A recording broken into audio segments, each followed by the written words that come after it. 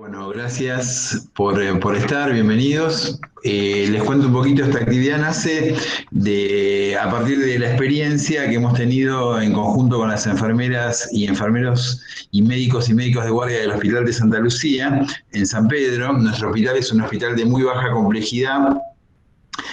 Normalmente los pacientes nuestros, cuando tienen alguna patología medianamente compleja, se derivan a nuestro centro de referencia, que es el Hospital de San Pedro, pero bueno, ante la expectativa de que la cosa se estaba complicando con la cuestión de la pandemia por COVID y que íbamos a tener muchos pacientes con insuficiencia respiratoria aguda por COVID, y no íbamos a tener cama para derivarnos, habilitamos un área del hospital para internar pacientes y empezamos en principio, a hacer lo que podíamos y de entrada con poca expectativa de nada. Sin embargo, nos encontramos con que realmente podíamos hacer muchas cosas por nuestros pacientes. Incluso pasó que en el transcurso del pedido de derivación y que la derivación no salía, muchos pacientes los podíamos resolver. Muchos pacientes realmente pedían quedarse y la cosa fue funcionando. Y bueno, digamos, a partir de esto surgió la inquietud justamente de esto, desde que un lugar como el Hospital de Santa Lucía, con muy pocos recursos, por ejemplo, el hospital no tiene ni laboratorio, eh, podíamos hacer cosas por los pacientes y bueno, y realmente nos propusimos hacer más. Eh, bueno, a partir de esto, charlando con las autoridades del Círculo Médico de San Pedro, que nos acompañan en esta iniciativa, Fabio Crudo, que siempre está dispuesto y con la disposición fantástica de colaborar con todas estas cosas, y el apoyo de la Universidad de San Antonio de Areco, a quienes les estamos muy agradecidos, armamos esta iniciativa.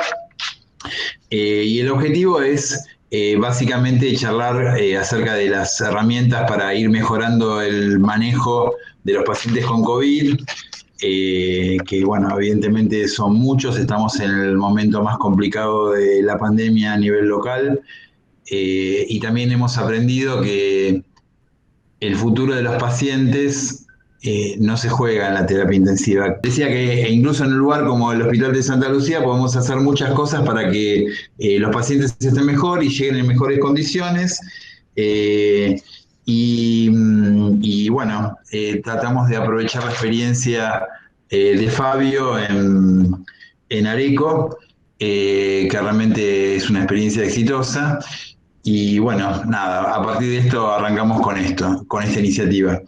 Yo les quiero presentar, para los que no lo conocen, muchos de acá lo conocen, a Fabio. Fabio es especialista en infectología y en salud pública. Actualmente es el secretario de salud, subsecretario de salud de la Municipalidad de San Antonio de Areco. Y aparte, y fundamentalmente, es una persona apasionada por todo lo que hace. Y es el alma mater de un proyecto del cual tengo el honor de participar junto con uno de nuestros héroes en San Pedro a nivel local, que es el doctor Adrián Spotti, que es el jefe del laboratorio, de un proyecto que es el proyecto en la triple frontera de Paraguay, Bolivia y Argentina, que tiene como finalidad la erradicación de la transmisión vertical de HIV, sífilis y Chagas, y realmente es una experiencia maravillosa. Así que bueno, no les robo más tiempo. La charla básicamente va a consistir la actividad va a consistir básicamente en una presentación de Fabio, que prometió que no iba a ser demasiado larga, y después empezamos con las preguntas y las respuestas. Así que bueno, Fabio, tu turno. Bueno, gracias Carlos. Bueno, gracias a todos los que están en un día muy particular. Muy particular porque está jugando Argentina, ¿no? Creo que se está viendo, Carlos, ahí bien. Yo sí veo perfecto. Perfecto. Bueno, no voy a repetir lo que dijo Carlos. La idea, cuando charlamos, era presentar un poco la experiencia que tenemos con todo el equipo de San Antonio de Areco, ¿sí? Empezando por el secretario de Salud, que es Fernando Espina, bueno, y siguiendo con todo el equipo, no se me va a pasar la gente en la memoria, así que no voy a nombrar a nadie, que venimos trabajando en el abordaje integral de la pandemia, con una experiencia en la cual nosotros estamos muy contentos, desde el punto de vista de obtener indicadores realmente que nos satisfacen, aunque bueno, esto de la pandemia es jugar un partido que sabemos que lo vamos a perder, el asunto es no perderlo por goleada.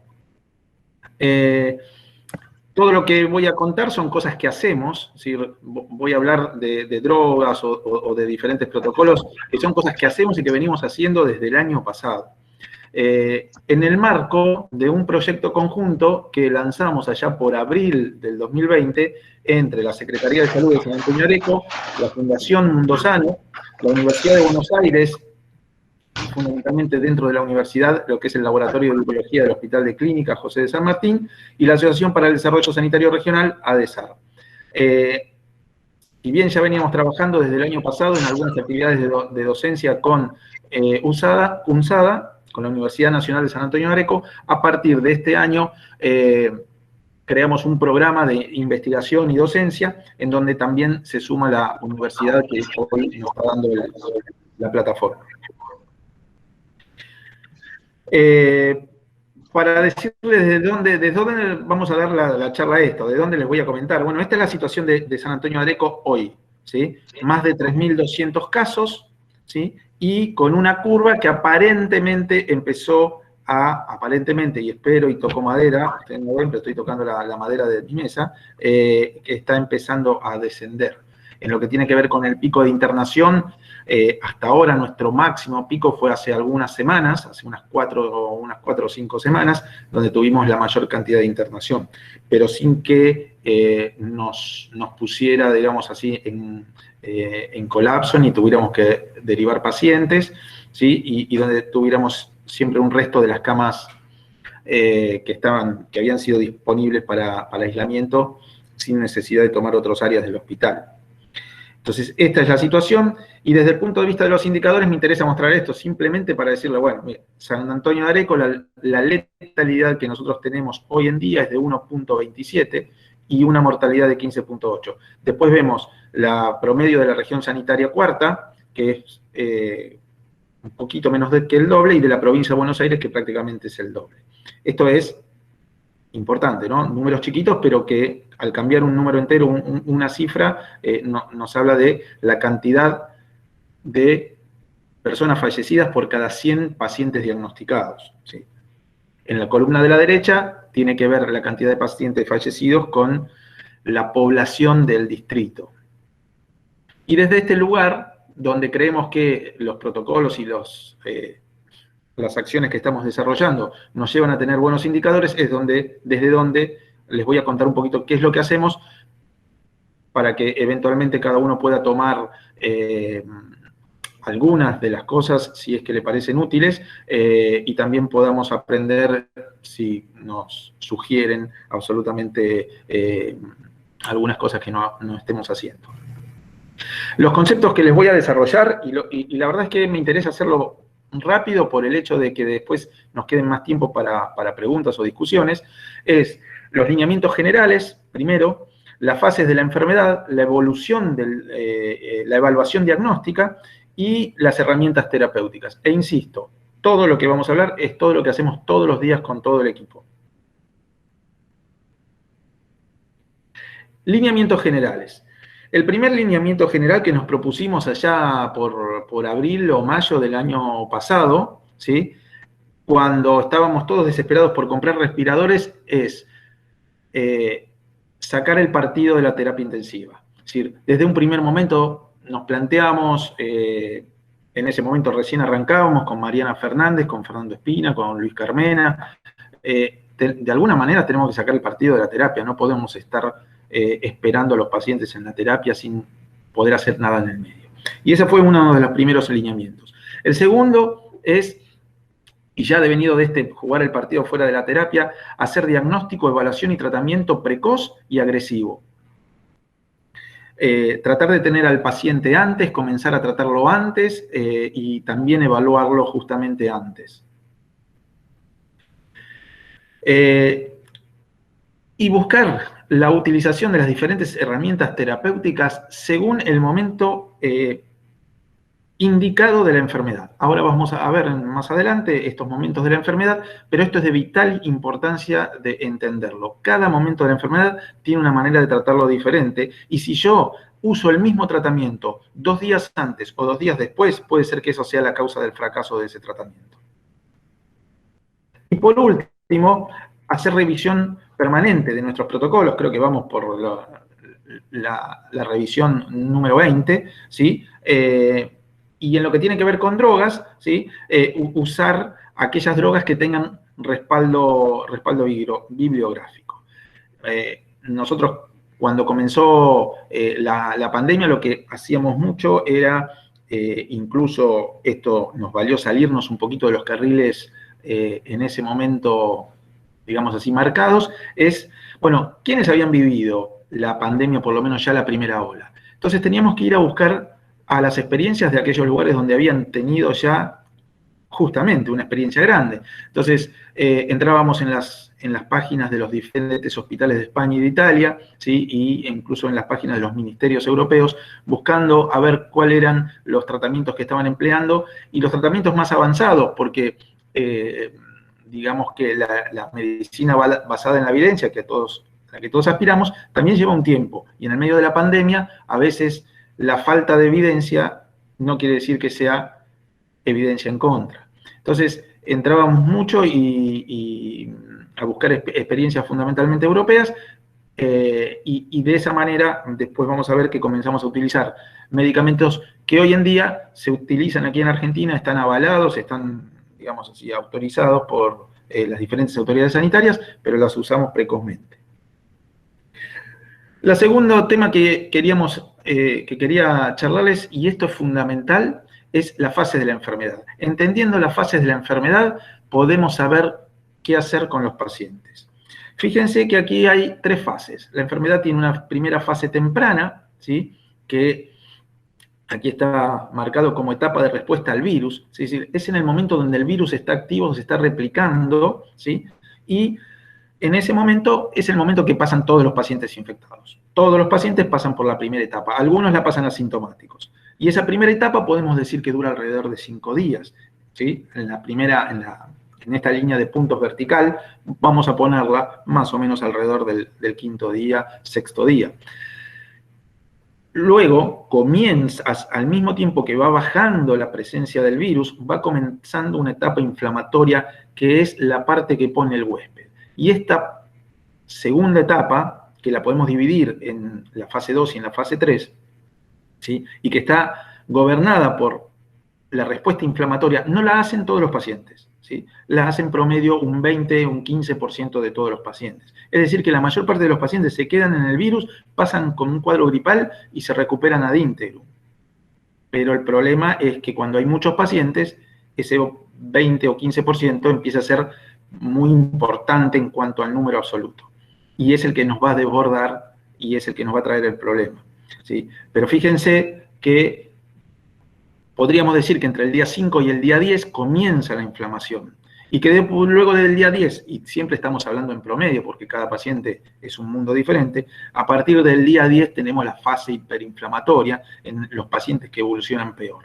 Si nosotros tenemos en cuenta este gráfico, vamos a poder saber exactamente dónde tenemos que usar cada medicamento y no vamos a estar ni dilapidando esfuerzos ni perdiendo tiempos que son preciosos.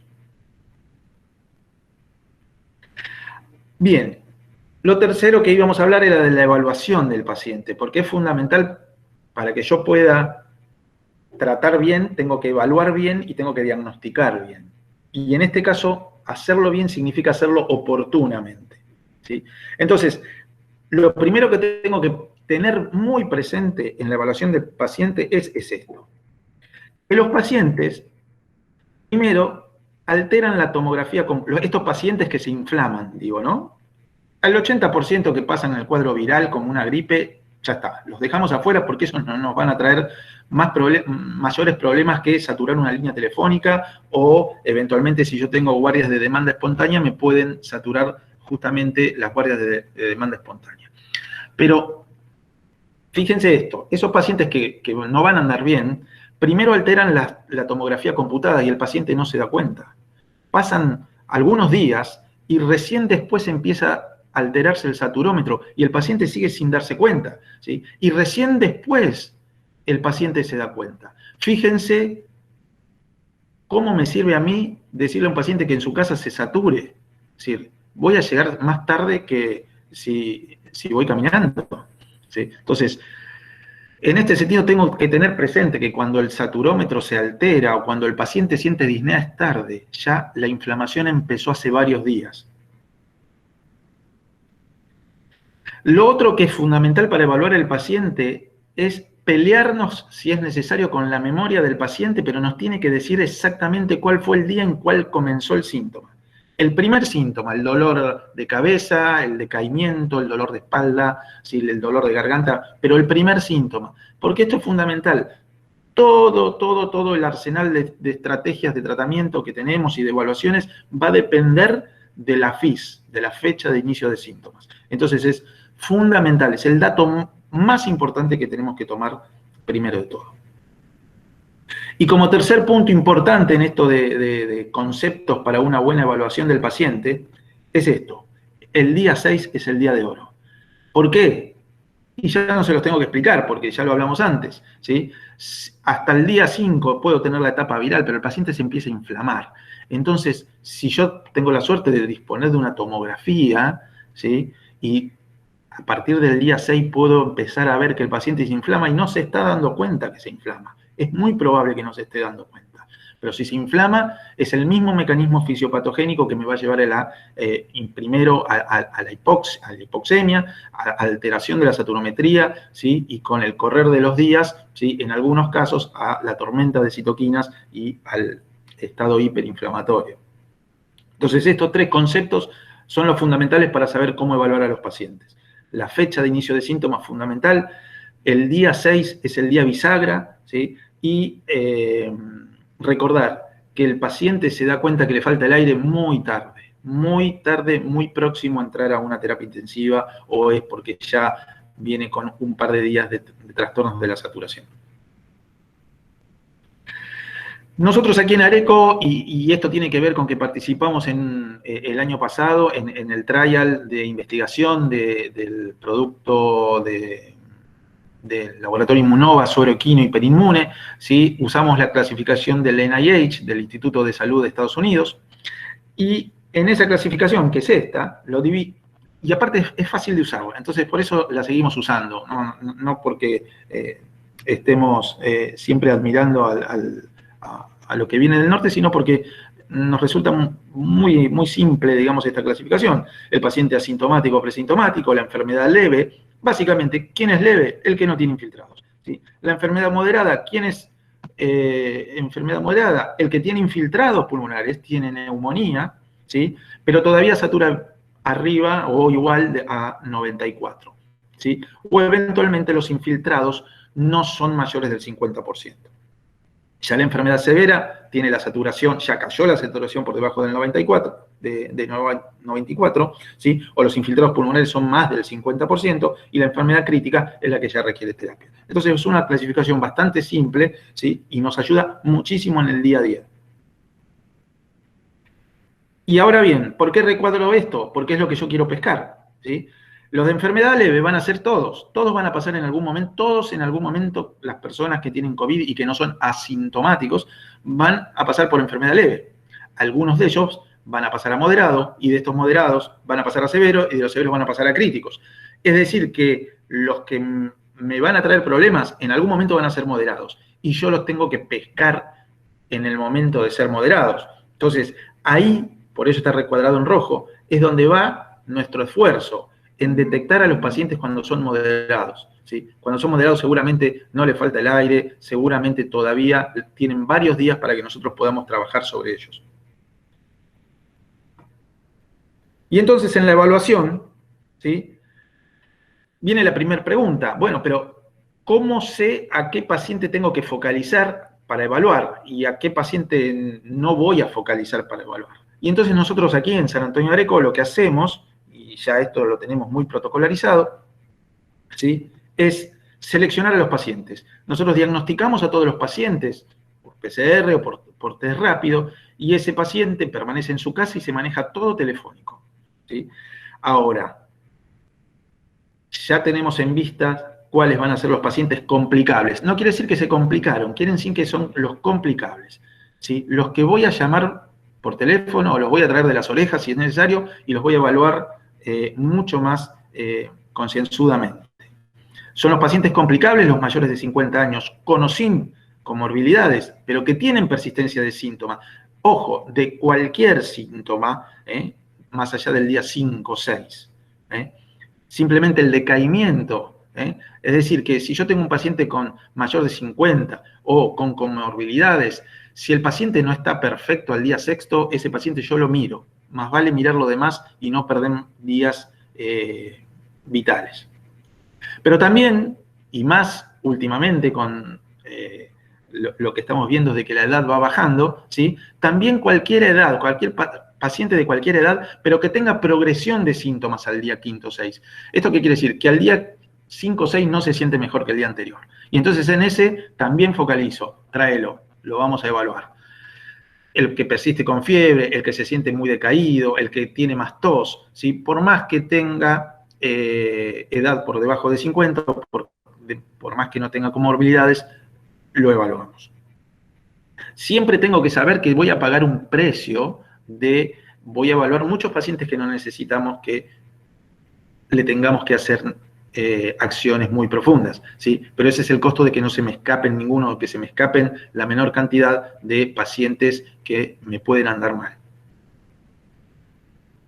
Y ahora, ¿cómo sé cuál es el moderado que pasará a severo? Porque de alguna manera yo estoy tratando de pescar moderados, pero los moderados siguen siendo muchos todavía. Entonces me va a empezar a importar, bueno, ¿puedo hacer algo para saber qué moderados van a pasar a severos? Y ahí es donde me puedo ayudar con predictores de laboratorio, ¿sí? Aparte de las comorbilidades, ¿sí? ¿Por qué? Porque ya sabemos que de todas las comorbilidades, la obesidad y la diabetes son, mejor dicho, las dos comorbilidades que van a la cabeza y donde vemos que la mayor parte de los pacientes que andan mal tienen una o ambas. Sumado a eso, los predictores de laboratorio, que es muy importante tener en cuenta que usarlos para tratar de predecir o de inferir lo que va a venir, porque cuando yo tengo un paciente en terapia, mirar la ferritina o mirar la relación neutrófilos-linfocitos, digamos, yo ya sé que el paciente me llegó a terapia. Ahora, es diferente si yo detecto con anticipación que algunos pacientes van empezando a subir la LDH o la PCR, la ferritina, la relación neutrófilos-linfocito mayor a 3 o el dímero D. Y aún así, y cuando puedo disponer de la tomografía, también puedo evaluar o reevaluar con tomografía y ver si está yendo hacia el severo, ¿sí? Por más que todavía no tiene alteración del saturómetro, no se queja de disnea, pero la persistencia de síntomas me está haciendo pensar que puedo empezar a dudar y puedo requerir hacer una nueva tomografía. Y esta es la evaluación que hacemos. Nosotros después les voy a mostrar al final, gran parte de esto lo hacemos en la estrella, digamos, de lo que tenemos aquí del Sistema de Salud de San Antonio de Areco, que es el Hospital de Día COVID. Prácticamente todas las evaluaciones las hacemos por hospital de día, más allá de todo lo que es la evaluación telefónica.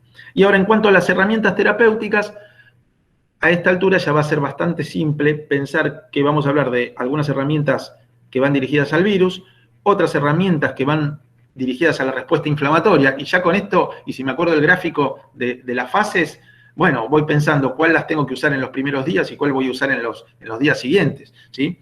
Y los anticoagulantes. Contra el virus. Bueno, ¿qué tenemos contra el virus? Más allá de que hay múltiples drogas que se proponen como eventuales antivirales, ¿sí? Remdesivir y otras drogas que no están del todo probadas, que después vamos a hacer una pasadita y nada más simplemente para nombrarlas, ¿sí? Tenemos el plasma de convaleciente y Argentina ha trabajado bastante en el tema plasma de convaleciente, pero la verdad es que el plasma de convaleciente solamente demostró ser útil en las primeras 72 horas de infección. decir, depende también del nivel de anticuerpos, por eso no todas las personas pueden ser donantes, menos del 20% de todas las personas que tuvieron COVID tienen niveles suficientes de anticuerpos como para donar su plasma, ¿sí? Y ha demostrado en un trabajo bien diseñado, doble ciego, de terapia temprana con plasma por el de la gente del Hospital Militar, donde se vieron los resultados de un total de 160 pacientes, fueron aleatorizados, ¿sí? En la población a tratar. La enfermedad respiratoria grave se desarrolló en 13 de los 80 pacientes, es decir, en el 16% que recibió plasma, y en el 25, prácticamente el doble, de los 80 pacientes que no recibieron plasma, que recibieron placebo, ¿sí? Entonces, ahí podemos ver una reducción del riesgo relativo del 48%. Hoy por hoy, esto es lo único que está, digamos así, seguro con el plasma, junto con que otro estudio desarrollado en el Hospital Italiano demostró la ausencia de efectividad del plasma en los pacientes críticos.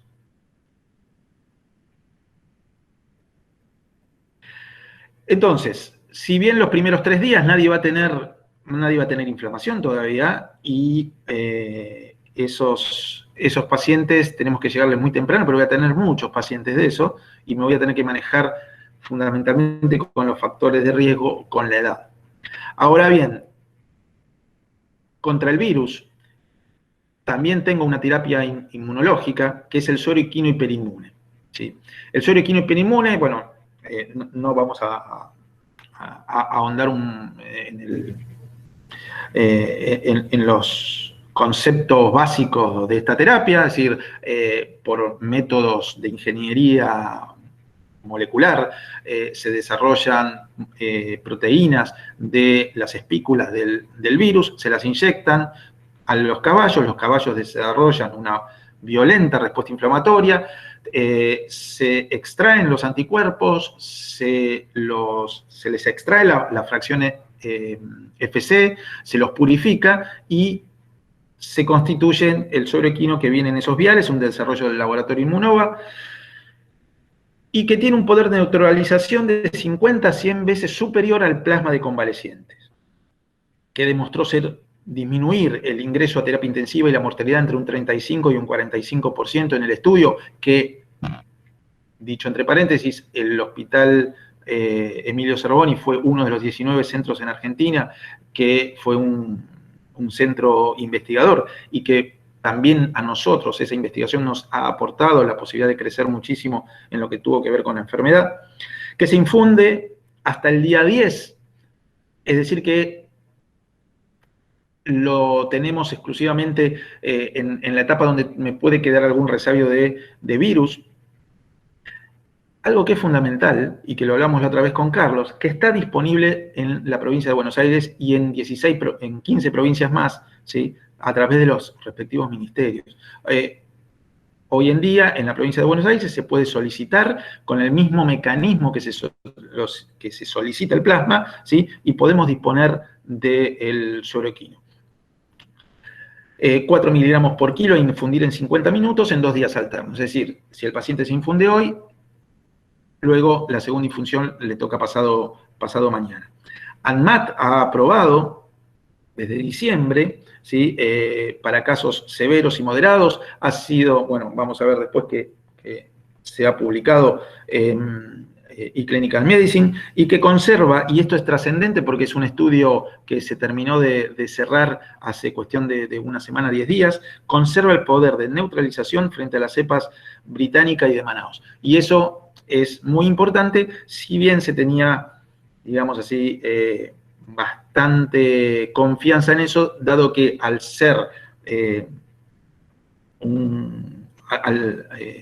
al ser una respuesta policlonal la de caballo, no es un anticuerpo monoclonal, las posibilidades no eran, digamos, no había muchas dudas de que podía conservarse, pero bueno, ha sido demostrado que conserva el poder de neutralización. Es la publicación, obviamente con referato de pares, en una revista del grupo Lancet, Y aquí vemos la mortalidad al día 28, fue, 6,9% para un grupo para el grupo con el fármaco, y 11,4% para el grupo con placebo. Y una cosa similar pasó con los ingresos a terapia intensiva y ARN. Simplemente voy mostrando un ejemplo de publicación de cada uno de las herramientas terapéuticas.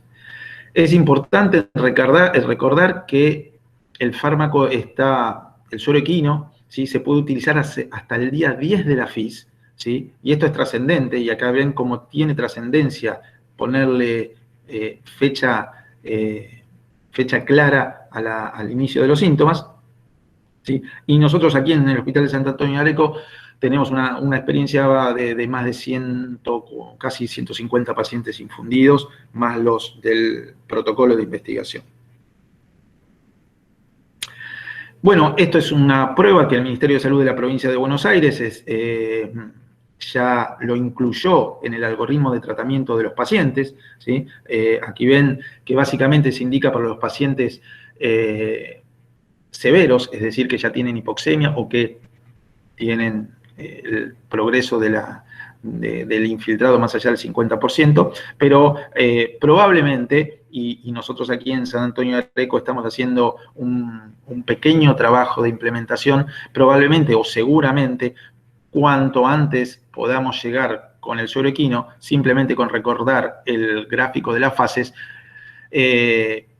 naturalmente, digamos, es lógico pensar que va a tener mejor efecto. Bien, y aquí ya vamos a pasar de lo que usamos nosotros en la fase inicial o para neutralizar al virus, ya a los corticoides. Es decir, estamos tratando ahora de modular la respuesta inflamatoria de las personas, ¿no? Entonces, bueno, diferentes corticoides: hidrocortisona, prednisona, metilprednisolona y dexametasona.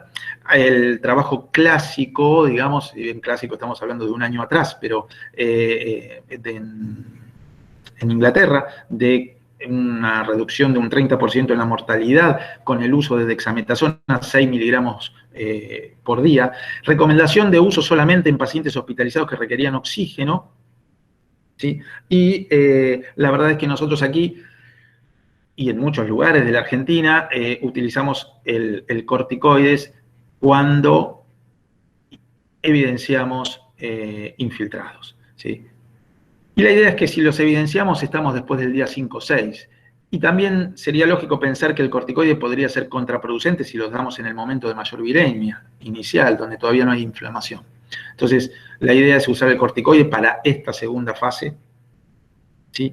Y últimamente, a ver, nosotros veníamos usando para algunos pacientes que llegaban sin pasar por el hospital de día y que llegaban en peor estado a la guardia, usábamos directamente metilprednisolona, y lo habíamos visto ya publicado en algunos trabajos en Asia y en Europa el año pasado. Y bueno, acá nos encontramos ya este mes pasado con la publicación de metilprednisolona o dexametasona.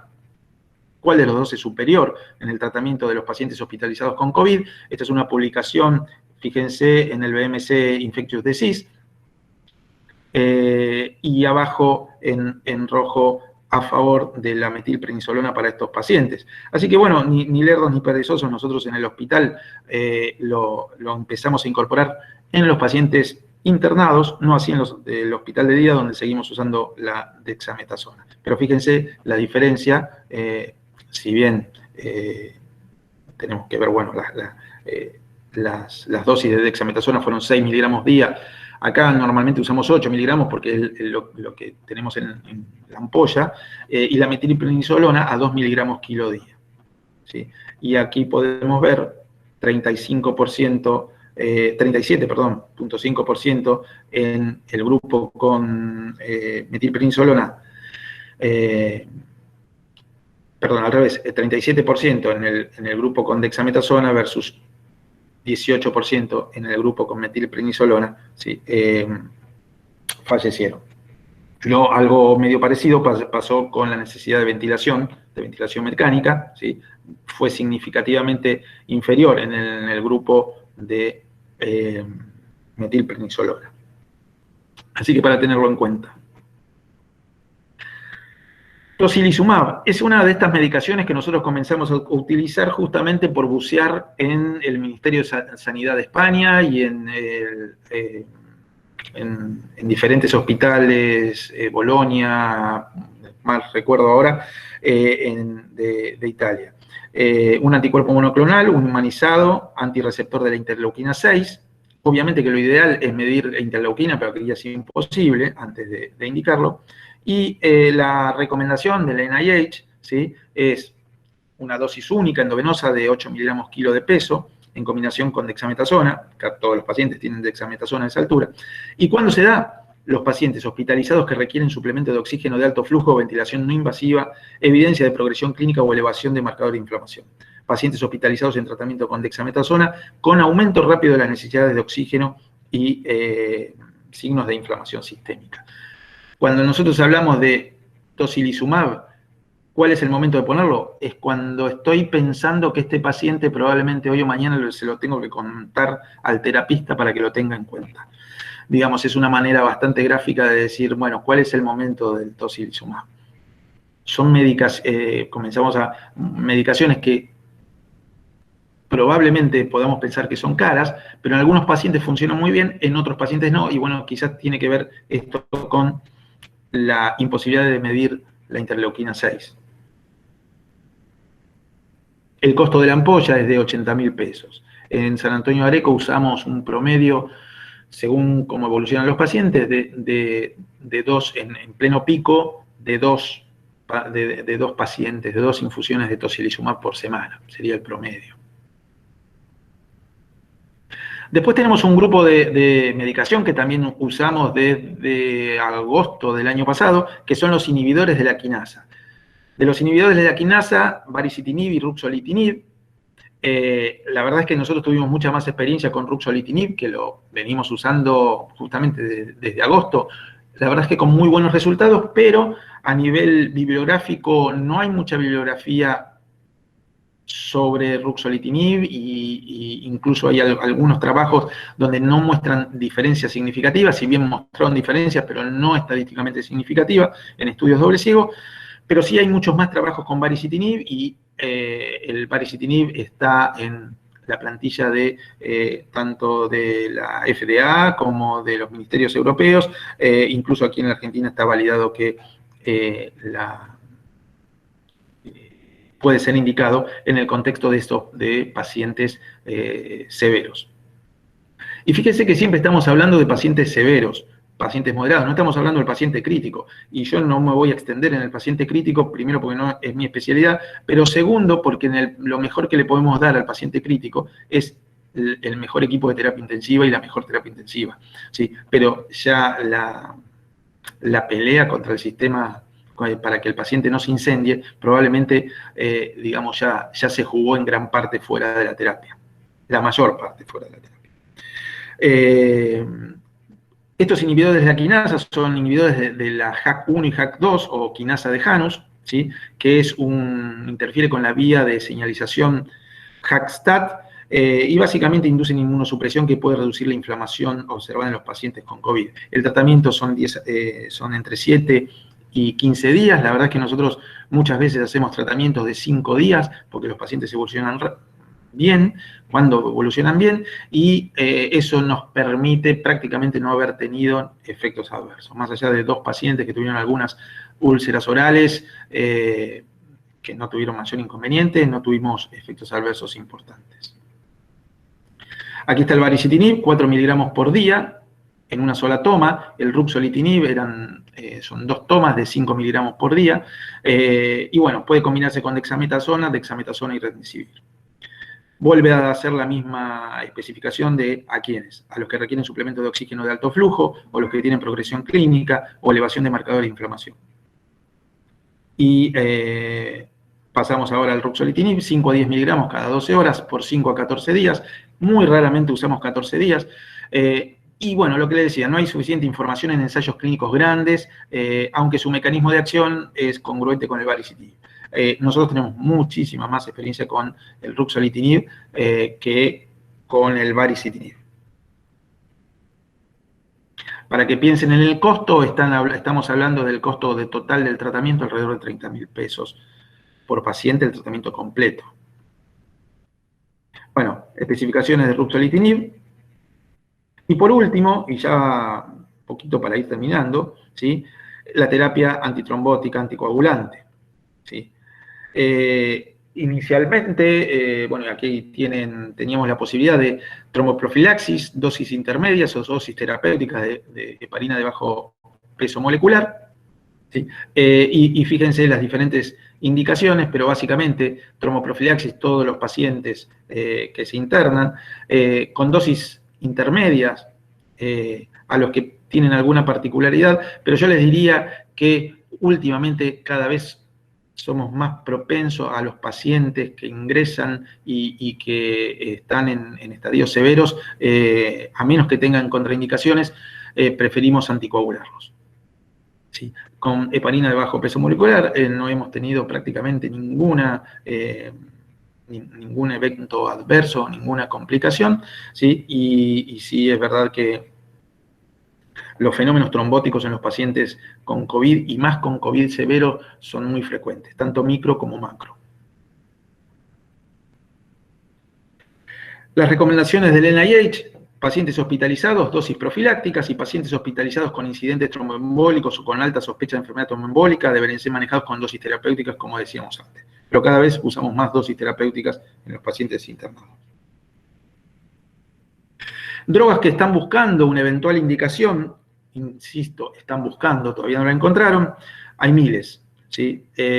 Solamente voy a nombrar 3: famotidina, nitazoxanida y fundamentalmente ivermectina. Dos palabras de ivermectina. La ivermectina no es en la Argentina un tratamiento ni probado ni aprobado para el uso para COVID, pero sí, y en San Antonio de Areco creo que es el único municipio que en la provincia de Buenos Aires está haciendo esta intervención. Estamos usando bajo guías MEURI, es decir, bajo un programa de utilización de una droga que no está aprobada, con consentimiento informado del paciente, con supervisión y monitoreo. En el contexto de la emergencia por la pandemia, estamos utilizando ivermectina en pacientes con comorbilidades mayores de 50 años o convivientes de un paciente positivo con comorbilidades. La idea es hacer un tratamiento temprano o ultra temprano, porque es hasta las 72 horas de comenzado la fecha de comenzado los síntomas, ¿sí? Pero haciendo hincapié que hoy no es una droga ni probada ni aprobada para este uso. Las dosis deben ser altas, son de 600 microgramos por kilo. Esto estamos hablando de 6 miligramos por cada 10 kilos de peso del paciente durante 5 días, ¿sí? Y bueno, desde hace 2 o 3 semanas, tuvimos la aprobación de los comités de éticas para poder lanzar el programa aquí en San Antonio de Areco. Y ahora sí, para terminar, hacer todo esto con los medicamentos, con los estudios, con las tomografías, con los laboratorios para ver predictores, etcétera, ¿sí? Se hace muy ordenadamente. Comenzamos tomando la figura de un hospital de día, pero exclusivamente para el COVID, y bueno, esta figura del hospital de día, donde los pacientes vienen y prácticamente no entran al hospital, se manejan todo por fuera, por las instalaciones del hospital de día dan a la calle, ¿sí? Y los pacientes se estudian, se infunden, incluso nosotros estamos avanzando en unos protocolos de implementación de suero quino en forma ambulatoria, es decir, por hospital de día, y se infunden por hospital de día. Pasamos los corticoides endovenosos, etc. ¿Qué nos permitió? Bueno, reducir absolutamente la necesidad de internación al manejar pacientes que no requieren oxigenoterapia, permitir evaluar y tratar ordenada y programadamente los pacientes complicables, como habíamos hablado antes, el uso eficiente del recurso humano. El hospital de día está básicamente coordinado por 2 médicas con un apoyo técnico para toda la toma de decisiones médicas de 3 médicos más, y a su vez con un equipo de 7 enfermeros, y con eso le hacemos frente a todos los pacientes complicables, y es digamos así, la puerta de entrada para, aquellos pacientes que se complican. La idea es que los pacientes que anden mal porque tenían que andar mal, porque se les pudo dar todas las oportunidades y todos los medicación y estudios que hay disponible en Argentina al día de hoy, y más allá de su obra social o de su procedencia. Permite instalar terapéuticas más precoces y agresivas y que disminuye la progresión de la enfermedad, ¿sí? Y facilita la uniformidad de criterios del equipo, lo puse 2 veces, del equipo. Y hasta aquí llegamos. Lo único que tengo que decirles, muchas gracias a ustedes por escuchar, si todavía se mantienen ahí, y fundamentalmente un agradecimiento a todo el personal del hospital de Emilio Zerboni, incluso del personal de salud que no es del hospital de Emilio Zerboni, que participa de este proyecto, a toda la gente de la Fundación Mundo Sano, recalcar que tenemos prácticamente cada 30, 40 días una reunión de reevaluación de todos los aspectos del proyecto. El laboratorio del doctor Marcelo Fermartín, todo de SAR, en la cabeza de la doctora Mariana Fernández, que es la presidenta, y también a las autoridades políticas mayores de San Antonio de Areco, que realmente confían día a día en todas nuestras propuestas como equipo sanitario, encabezado por Fernando, y que por suerte, digamos, cada vez vamos profundizando. Bueno, Carlos, hasta acá llegué yo. Bueno, las vemos. Muchas gracias, Fabio. Muy claro todo y esclarecedor. La verdad que hace un año que estamos con todo este tema, un poco más, y digamos, siguen apareciendo cosas que nos clarifican, y hoy dejaste en claro algunos conceptos importantes. Entonces abrimos el espacio para las preguntas, para las inquietudes. Yo quería arrancar con una, si me permiten. Mi duda es, vos hablaste de los pacientes que eran complicables, ¿sí? De mayores de 50 años que persistían con síntomas después del quinto o sexto día, y ahora incluidas de menores también. ¿A estos pacientes a todos les hacen tomografía? Nosotros aquí tenemos la posibilidad y a todos le hacemos la tomografía. Yo no lo puse, pero realmente la radiografía es absolutamente tardía en lo que tiene que ver con los infiltrados de COVID. Es decir que si un paciente tiene una radiografía que está alterada, seguro está alterado ya la saturación, y seguro que el paciente tiene síntomas respiratorios por hipoxemia. Bien, y acá tengo algunas preguntas que me han hecho. Por ejemplo, arranco, porque arrancaron. Por un lado, Agustina Porchetto, que es una de las médicas del Hospital de Santa Lucía, consulta respecto sobre algunas prácticas que observamos y que son comunes y que nos generan dudas, que es sobre el tema del uso de la aspirina y los antibióticos en los pacientes que tienen cuadros leves. Bueno, justo hoy me llegó un paper, que no lo puedo nombrar porque como fue justo hoy, no me acuerdo la revista, donde con más de 14.000 pacientes, es decir, 7.000 pacientes en cada rama, no se había visto ninguna diferencia entre pacientes que recibían aspirina o no recibían aspirina, a menos que tuvieran una indicación precisa cardiovascular, ¿cierto? Claro. ¿Y qué pasa con el tema de los antibióticos, que es tan frecuente? Todos están con claritromicina, con acitromicina, con ampisulbactam.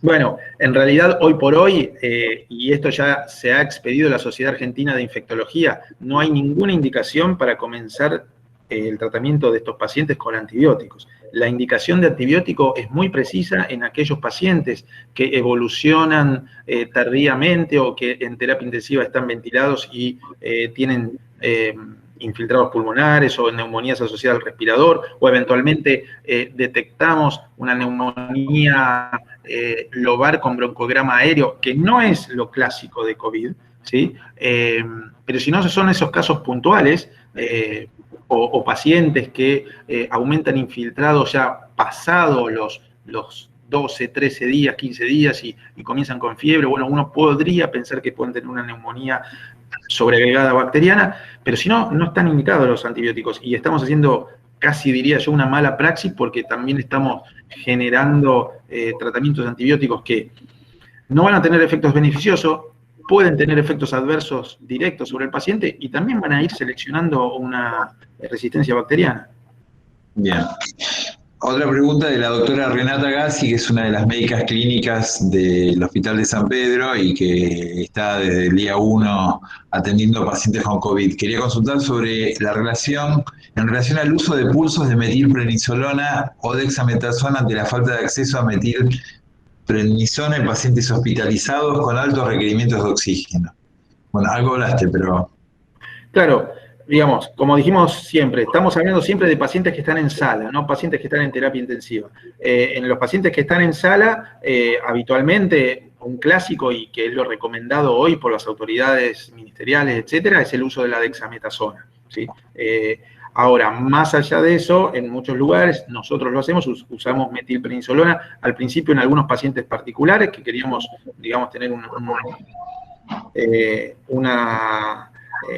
un shock inicial o una indicación, digamos, de mayor potencia inicial porque venían pacientes con más días de evolución, pero hoy por hoy lo estamos haciendo en todos los pacientes. La metilprednisolona no es un medicamento caro y, digamos, así que no se asusten por ese lado, y realmente, bueno, hay trabajos que dicen que tienen mejor evolución. Y hay también trabajos iraníes, pero, bueno, iraníes no tengo por qué decir pero iraníes en revistas europeas, donde previo al ingreso a terapia se le hacen pulsos de 3 ciclos de metilprednisolona, si mal no recuerdo, 200, 100 y 100 miligramos. Digamos. Y los pacientes evolucionaban aparentemente. Algunos zafaban, digamos. Bueno, en realidad se compara contra el que no lo recibía. Por eso. Bien. Bueno, acá preguntan sobre si el tema de ivermectina como tratamiento preventivo. ¿Existe algo? Bueno, indudablemente el único lugar para tratamiento preventivo es para las vacunas, ¿sí? O sea, para prevenir son las vacunas. La ivermectina, si tiene un lugar, si se puede demostrar que tiene un lugar, es un lugar para tratamiento. Ahora, ¿qué pasa? Nosotros a veces tratamos, no a veces, todos los días, tratamos convivientes asintomáticos, pero en el fondo el concepto es el tratamiento ultra temprano, lo estoy tratando antes de que se ponga positivo, ¿sí? Quizás no se pone positivo, bueno, bárbaro, pero yo me estoy adelantando, porque si pienso que es un fármaco que en algún punto tiene una actividad antiviral, lo tengo que dar cuando el virus se va a replicar. Si lo doy tarde, no va a tener sentido. Así que nosotros lo estamos usando aquí en Areco, vuelvo a insistir, bajo guías MEURI de OPS, en las primeras 72 horas en el paciente sintomático, ¿sí? Y en el conviviente de riesgo de un paciente positivo. Bien. Acá preguntan, ¿cómo selecciona el uso de tosi? Perdón, quiero aclarar algo. Ivermectina, el estudio madre, digamos, del doctor Alejandro Kroleviecki, que demostró que la droga inhibía la replicación viral o que caía la carga viral, ¿sí?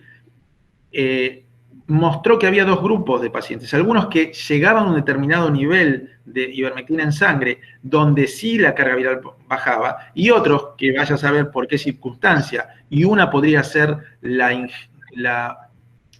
mala toma de ivermectina, porque la ivermectina hay que tomarla sí o sí con grasa, porque si no cae mucho la absorción. Entonces, otro grupo que no llegaban a ese nivel en sangre, que yo no lo tengo en la cabeza, ¿sí?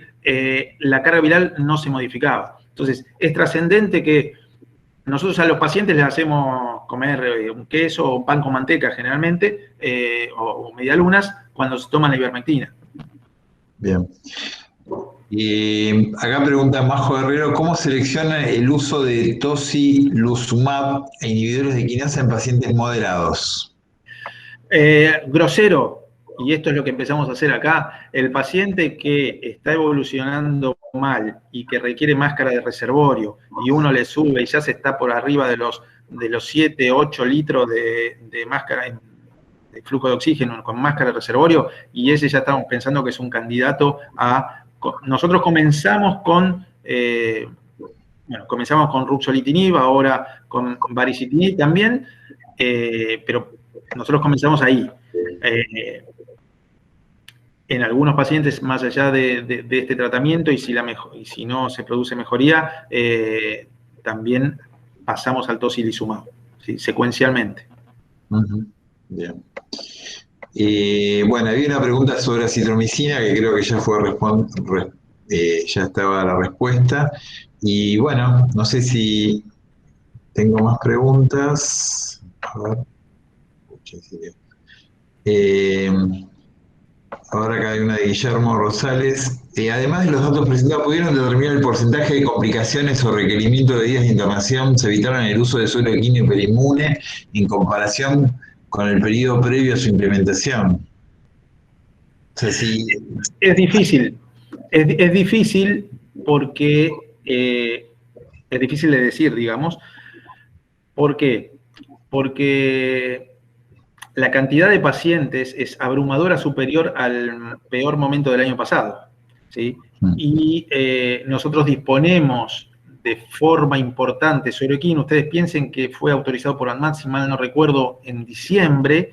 Desde que llegó a los hospitales, etcétera, se llevó enero y febrero, ¿sí? Que lo tuviera la provincia recién fue, creo que a partir de mediados o fines de marzo, si mal no recuerdo, con lo cual al principio el uso no era fácil, más allá de los pacientes del protocolo, que en el caso nuestro fueron 20 pacientes durante agosto y septiembre del año pasado. Entonces, no es muy fácil de comparar qué pasó antes, qué pasó y qué pasa ahora con el suero, porque la cantidad de pacientes es abrumadoramente mayor ahora, en este año, ¿no? En lo que va de esta ola. Claro. Tengo una pregunta técnica. Por ejemplo, nosotros en nuestro hospital no tenemos servicio de hemoterapia. Para el plasma necesitaríamos contar con un servicio de hemoterapia para compatibilizar y demás, ¿o no? No quiero responderte desconociéndolo, creería que no, pero no quiero responderte porque no estoy seguro cómo es el aspecto regulatorio en ese caso, ¿sí? Bueno, claro. El suero equino lo aplican enfermeras. Claro, el suero equino no habría problema. Bueno, acá preguntan ¿cuántos pacientes por día evalúan en el hospital de día de Areco? Bueno, esto es fluctuante, pero ustedes piensen que no solamente son los que se evalúan, porque hay pacientes que se evalúan y luego siguen 10 días viniendo a infundirse, por ejemplo, dexametasona y a aplicarse diferentes terapéuticas, entonces siguen viniendo los pacientes. Entonces, hay un grupo de pacientes que se evalúan y otro grupo de pacientes que ya fueron evaluados ayer o anteayer, que vienen sistemáticamente todos los días a recibir su medicación y a sus controles, obviamente.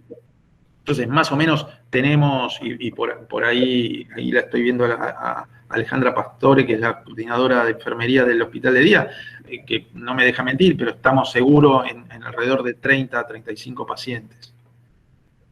Más los que se controlan telefónicamente, algunos que desde el hospital de día se controlan telefónicamente. Bien. Lucho, luego del alta epidemiológica, ¿siguen con el uso de dexametasona 6 miligramos hasta completar los 10 días? El alta epidemiológica va por el alta epidemiológica, ¿sí? Los pacientes van por otro lado del alta epidemiológica. O sea, generalmente el paciente que se le da el alta a los 10 días, ¿sí? Están dentro de ese 80% que no pasaron nada, tuvieron un cuadro gripal y no pasó nada. Pero los pacientes que se transforman en moderados muchas veces reciben alta epidemiológica automática del día 10, pero los pacientes siguen evolucionando.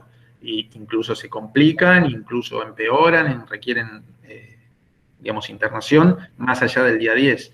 Entonces, lo del día 10 automático, bueno, tiene que ver con una cuestión epidemiológica de que, bueno, a esa altura se supone que no hay carga viral suficiente para contagiar.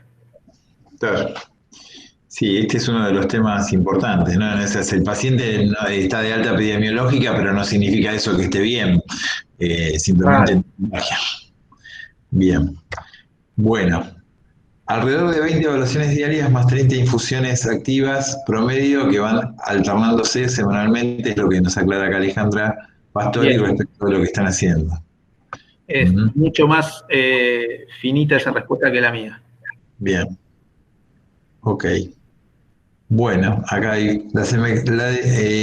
bueno, acá más Jorge, la dexametasona en los pacientes que no requieren oxigenoterapia, ¿la hacen igual endovenosa en el hospital de día? Bueno, en el hospital de día nosotros dividimos un poquito a los pacientes según el tipo de infiltrado y según su día de fecha de inicio de síntomas. Si decidimos darle del Tizona B, generalmente 40 miligramos, o directamente los pasamos porque vemos que son pacientes que pueden llegar a complicarse o que están más avanzados sin requerir oxígeno y directamente le ponemos una vía intermitente y los infundimos diariamente con dexametasona. Bien. Renata pregunta, ¿qué protocolo utilizan para desaislar a los pacientes internados que ya cursaron más de 15 días de enfermedad, pero siguen evolucionando clínicamente, es decir, siguen estando evolutivos? No, los pacientes que están evolutivos los mantenemos en aislamiento hasta que se van de alta, Ah, clínica. ¿Sí? En los pacientes que evolucionan bien, pero que tienen otras patologías que motivan que se queden en el hospital, sí, después del día 10 los pasamos a otro sector de no aislamiento, pero porque se quedan por otras patologías o algunos viejitos que se quedan por cuestiones propias de los pacientes añosos, pero el paciente que ingresa y tiene una neumonía se queda aislado hasta que termina su neumonía. bien, bueno. Bueno, no sé si hay más preguntas. Sí, acá Renata. Los pacientes que permanecen con requerimientos de oxígeno pero estabilizan su evolución clínica. Y ese es un problema. Nosotros no tenemos la solución de eso, no sabemos bien qué hacer.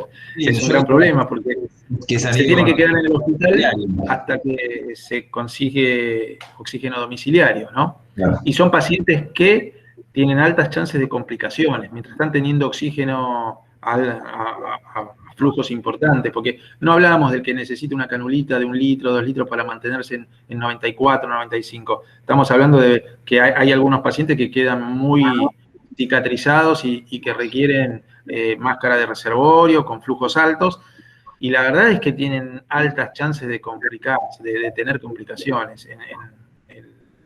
El oxígeno también, recuerden que en determinadas dosis también empieza a ser tóxico, eh, así que son un problema. Es decir, hipotéticamente, oxígeno domiciliario y en algún momento que se pueda bajar, va a casa.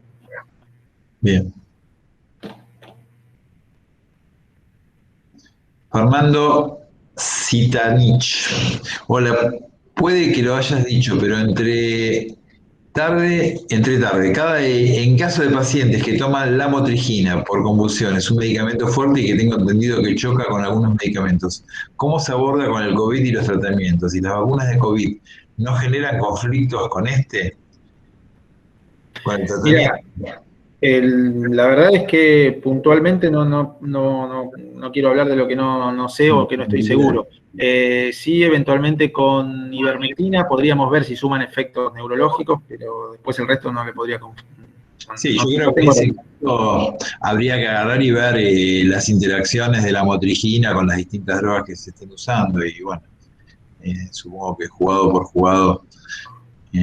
Y qué pasa con los pacientes que generan vacunas las vacunas con COVID generan conflictos con los medicamentos, pregunto Fernando, con los medicamentos que se utilizan para el tratamiento? Esa Bueno, si los que reciben plasma o suero equino tienen indicado vacunarse recién después de 90 días. Bien. Ah, la vacuna después de los 90 días. Sí. Y a los que han recibido suero equino, los que han estado con... Sí, los que han estado con suero equino y los que han estado con plasma, la indicación es vacunarse a los 90 días. Claro, porque... Pero la verdad es que en el grueso de los pacientes es mejor vacunarse a los 90 días, porque, digamos, cuanto antes se vacune, menos efecto booster va a tener. Fabio, acá preguntan, Guillermo Rosales, que es del Hospital de Santa Lucía, ¿qué complicaciones se evidenciaron? ¿Qué problemas hubo con suero equino? ¿Efectos adversos? La verdad es que nosotros no tuvimos efectos adversos. En 150 pacientes infundidos en el hospital, no hemos tenido algún paciente que estuvo hipertenso, pero dudamos si fue por el suero o fue por toda la cuestión nerviosa del momento de llegar a un hospital y que le pasen suero de caballo y qué sé yo, pero no tuvimos mayores efectos adversos. Bárbaro. Hay que recordar que el suero equino, si ustedes más o menos toman el túnel del tiempo y nos vamos a la época de inmunología de la facultad, los anticuerpos tienen una fracción FAB, que es la que se une y es específica de la molécula, del antígeno al cual van a ir a unirse, y después tienen otra fracción, que es la fracción FC, que es la que va digamos, a unirse con células, y que generalmente es la que tiene mayores interacciones, la que produce alergia, etc.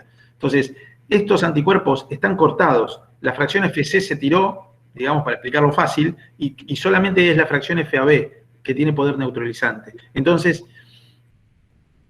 si pensamos en los viejos sueros antiofídicos, ¿sí? Tenían el anticuerpo completo del caballo. ¿Sí? Claro. Esto, el suero equino hiperinmune, está retirada la fracción FC. Bien. Bárbaro. Bueno, creo que nos están surgiendo más preguntas. Así que bueno,